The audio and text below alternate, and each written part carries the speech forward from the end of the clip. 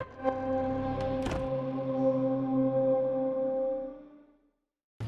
wanted Halo Infinite at the launch. Absolutely. Like, there was no doubt about that.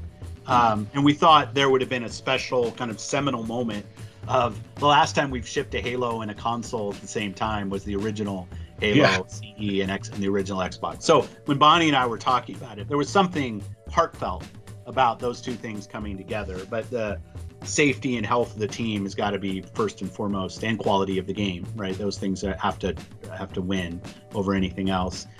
Frankly, this holiday, as I said, sales are going to be dictated by supply, not any individual game. And I know, like, there'll be press that will want to this launch lineup versus that launch lineup. But if they're both sold out completely, I'm not sure the launch lineup had much impact on anything other than maybe some review score that somebody will write, right? It's not going to dictate how many consoles we sell. The number one thing is going to dictate how many consoles we sell is not the competition, and it's not Halo or our launch light. It's going to be how many units we can build. And we see that, and our pre-order sold hours. And that's true, frankly, of the competition as well. Like, there's just a high demand for gaming consoles right now, and we're both going to build as many as we can.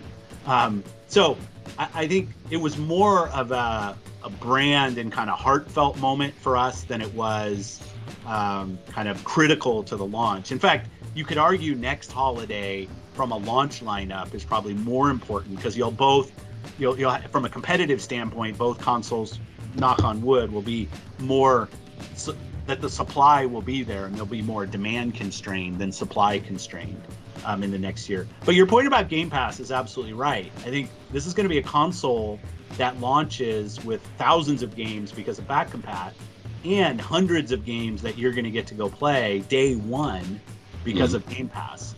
I remember the days when no compatibility was there. When you bought a new console, Xbox One was one of these, and it was Killer Instinct and Rise and Loco Cycle and a few and some third-party games, but I lost access to everything I was playing on 360 for the most part. And I think that I like this world better, which is more continual, and frankly gives people a lot more things to play.